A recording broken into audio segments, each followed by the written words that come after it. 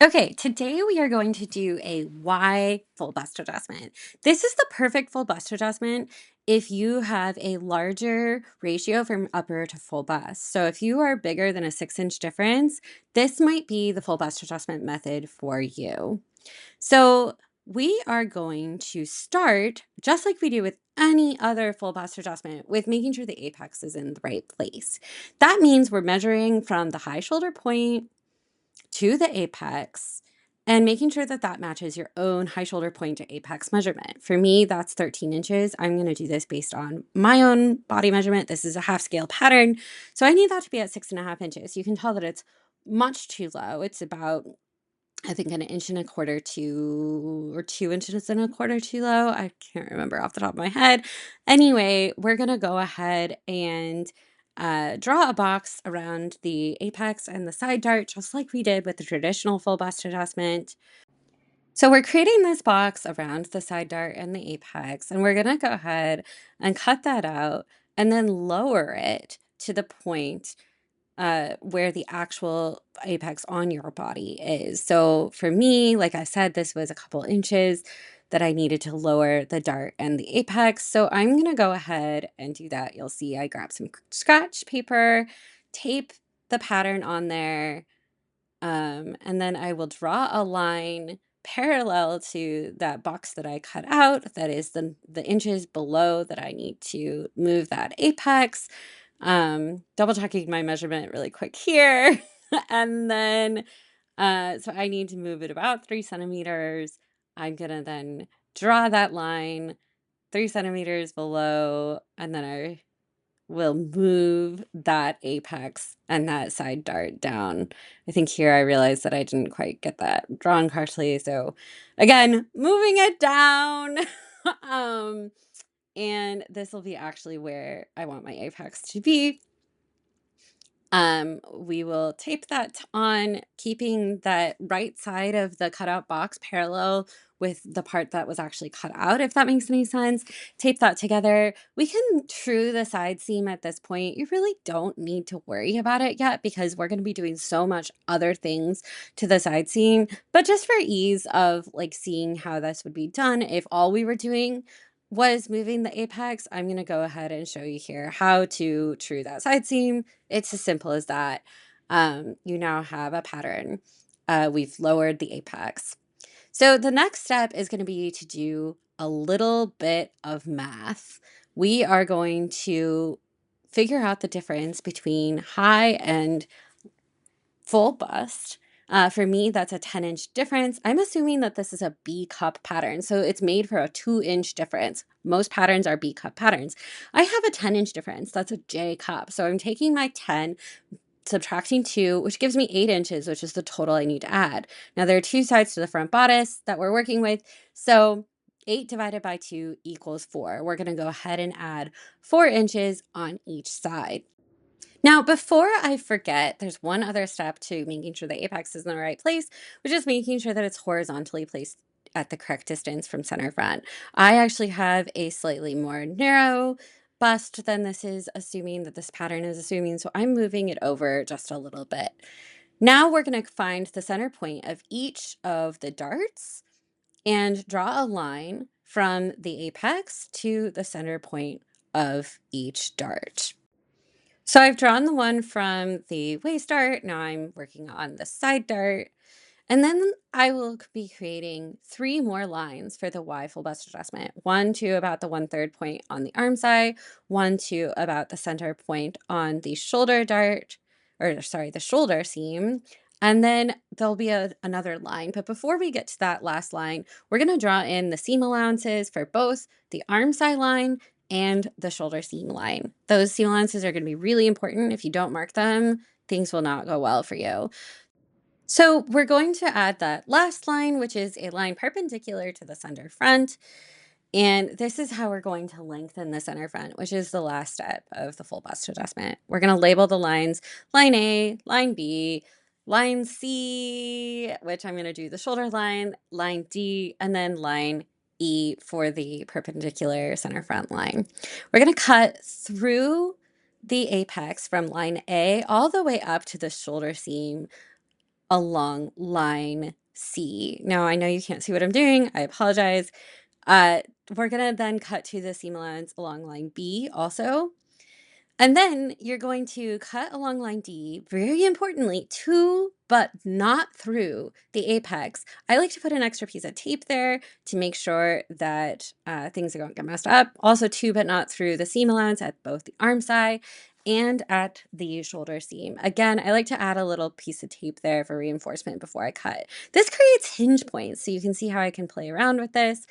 Now we need to grab a piece of scratch paper, and we are going to make two parallel lines that are 4 inches apart, because remember, we are adding 4 inches on each side. We'll take our pattern, we'll line it up, we'll line the right side of the pattern up, or the center front side, to that right line, and we're going to tape above line E, which really should extend a little further. I'm going to extend it there. And then I'll just go ahead and finish taping that entire center front side. Now, we have a couple of options with these hinge points. We can either add a ton to that shoulder part of the hinge point, or we can sort of evenly divide it between the shoulder and the arm side. Or here again, I'm showing you, we can add a ton there. We can divide it, or we could add more at the shoulder and less at the arm side. I like to actually kind of do the opposite. I like to add as little as I absolutely can at the shoulder and put most of it in the arm side without actually distorting the arm side. So this is about what I would do. I'm going to go ahead and tape this down. And this is the first kind of finished point of this full bust adjustment. There's a lot of work still left to do to true those darts, but we have accomplished the main part of the full bust adjustment here. So taping everything down really well. The next step is going to be to cut through line E so that we can extend the center front line. Now, I'm going to go ahead and cut. And then all I'm going to do is just slide that piece down so that it's about even with the side seam side of the pattern. Sometimes I'll actually measure, but most of the time I frankly do this by eye, and it always works out pretty well. Now, this dart's looking a little wild, so we are going to have to do some serious truing of the dart. Now, just a reminder here that your apex has not moved. The apex is still in the same place from center front and from your high shoulder point that it was before. So to true this dart, you're going to go ahead and find the center point of the dart from dart leg to dart leg. You'll then draw a line from that center point to your apex, and then I like to have a vanishing point. That's where the dart ends. It shouldn't end right at your apex. I like to have mine to be about 1.5 inches. So on this half scale pattern, that's 3/4 of an inch. Different people need different amounts of vanishing point. It really depends a lot on your shape. And then I'm going to draw back in the dart legs. You'll see that these are nowhere near matching. That's okay. We're going to fix that up in a second.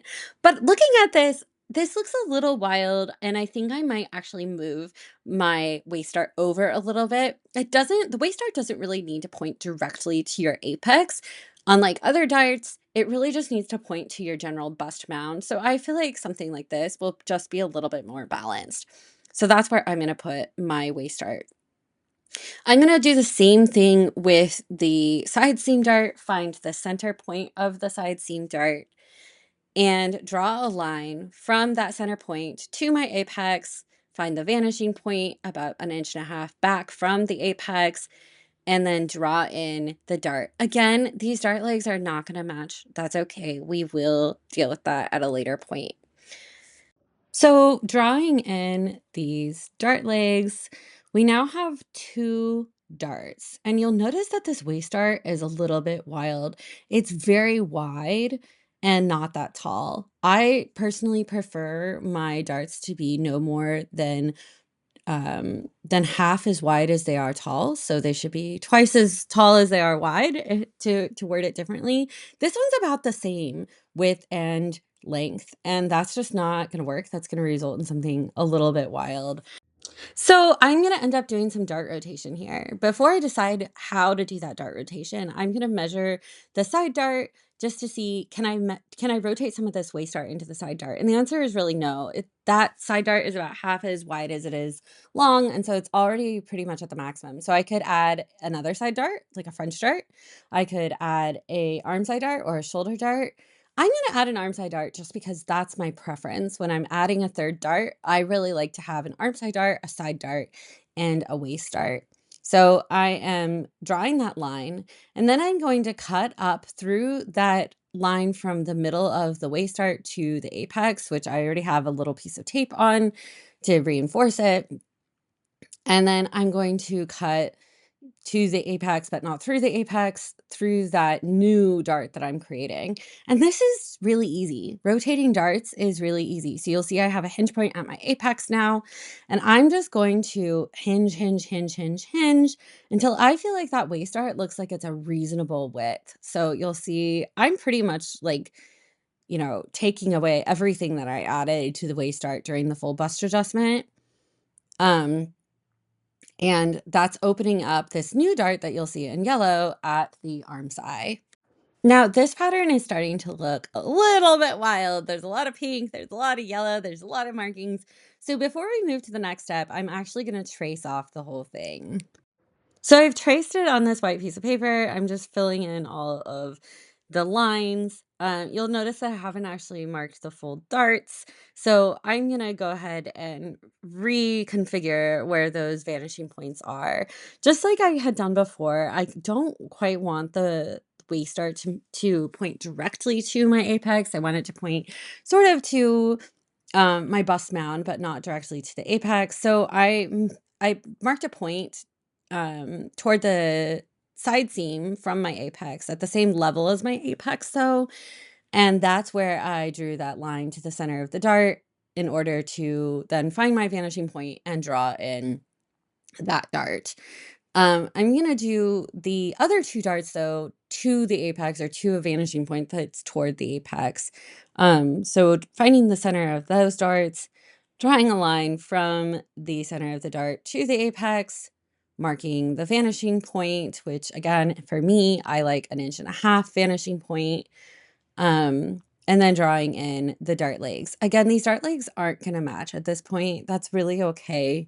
Don't worry about that because we are gonna fix that here in a moment. Now I'm looking at this, and now that I've placed that dart, I'm gonna go ahead and place the final arm side dart, but I am noticing that I don't love the placement of the waist dart with regard to the placement of the side dart. So I'm actually going to end up angling that waist dart a little bit. So we'll go to that in a second. But first, marking that vanishing point on the arm side dart and making the dart legs. So now you have all three darts drawn in, but like I said, I'm not totally pleased by where I have that waist dart, so I do think I'm gonna move it over a little bit. There's a couple ways to do this. You can either, if you want pretty straight up and down waist dart, you can just move the whole dart over. You would use the same technique we used to move the apex earlier, essentially just cutting out a box around it and sliding it over. But I actually don't mind a little bit of an angled waist dart. I kind of like a little bit of an angled waist dart.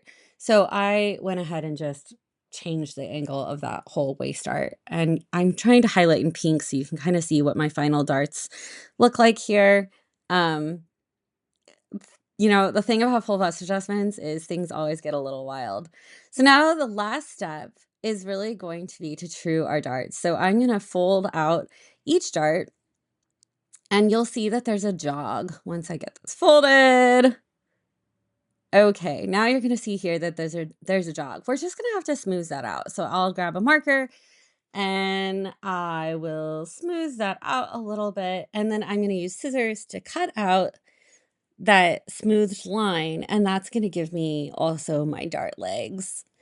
I will say that especially for wider darts and especially for side darts and arm side darts, if they're really wide, so like this one, for example, that I'm folding out right now, I 100% recommend cutting those away. This dart is, I don't remember off the top of my head, but I want to say it's like 4 inches wide.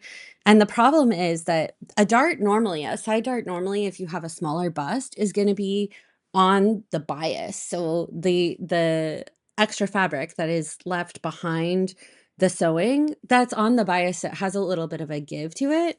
But when you get to the point where you have a very large bust and a very large dart there, that's no longer on the bias. You can look at that and you can see that that center of the dart is really on the cross grain, and so it's not gonna have that give, and so cutting that, like, making it a cutaway dart is really what I recommend. In all the Sew Busty patterns, I recommend that the bust darts be cutaway darts for that reason.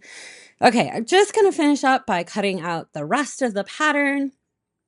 Cut, cut, cut, cut, cut, and we will be done.